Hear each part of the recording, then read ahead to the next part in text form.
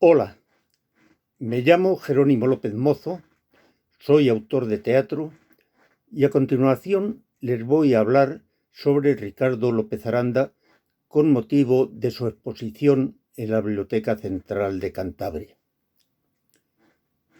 Primero supe que había un autor llamado Ricardo López Aranda. Fue en 1961, cuando estrenó Cerca de las Estrellas.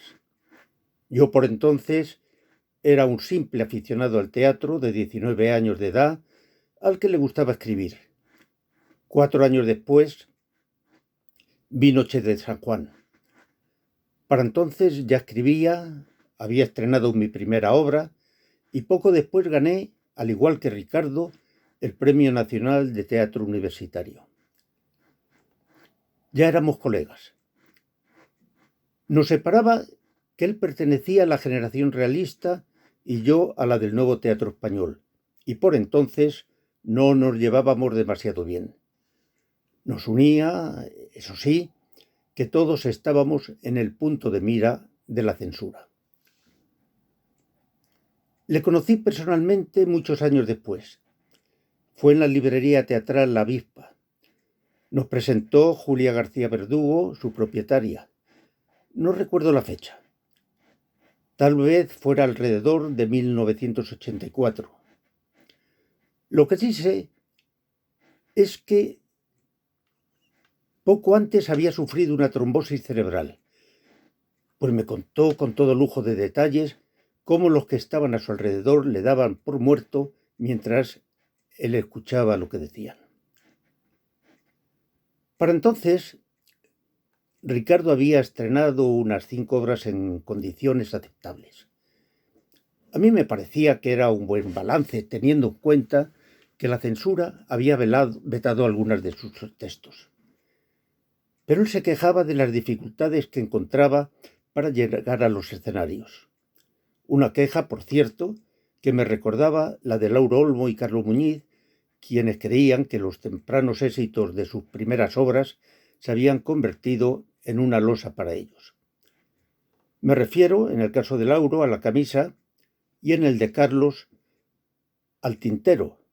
La losa de Ricardo sería Cerca de las Estrellas. Te quejas de vicio, le dije en más de una ocasión, y le recordaba que sus obras habían sido llevadas a la escena por directores de la talla de José Luis Alonso y Ángel Fernández Montesinos, e interpretadas por figuras como José Bódalo, Milagros Leal, Lola Cardona, Irene Gutiérrez Cava y Nati Mistral. Y le recordaba también su exitosa trayectoria como adaptador para la televisión de obras maestras de nuestra literatura. Hubo algo que me hizo comprender sus quejas. Una tarde me invitó a su casa en el barrio de Begoña de Madrid y allí me mostró encuadernados y ordenados los manuscritos de sus obras. Era impresionante. Lo que se conocía de su obra era una pequeña parte de cuanto había escrito. Tenía razón, pues para considerarse un autor poco representado. No tanto en no ser publicado, pues en ello tenía algo de culpa. Me dijo que la publicación de sus obras teatrales era, para él, algo secundario, pues opinaba que el teatro solo lo es cuando se representa. Poco después de su muerte, sucedida en noviembre del 96, algunos pensamos que no le traicionábamos si dábamos a la imprenta sus obras ya estrenadas y algunas de las inéditas. La suma del empeño de Germaine, su viuda, el impulso de la Asociación de Autores de Teatro, la implicación en el proyecto del Aula de Artes Escénicas de la Universidad de Alcalá de Henares, dirigida entonces por Ángel Berenguer, y el apoyo económico de la Consejería de Cultura del Gobierno de Cantabria, hizo posible la publicación en 1998 de 2 volúmenes con 14 de sus piezas.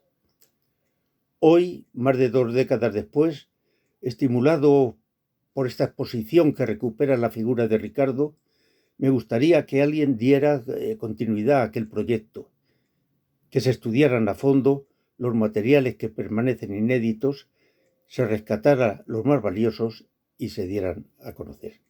Creo que Ricardo lo merece. Muchas gracias por darme la oportunidad de dirigir estas breves palabras en recuerdo suyo.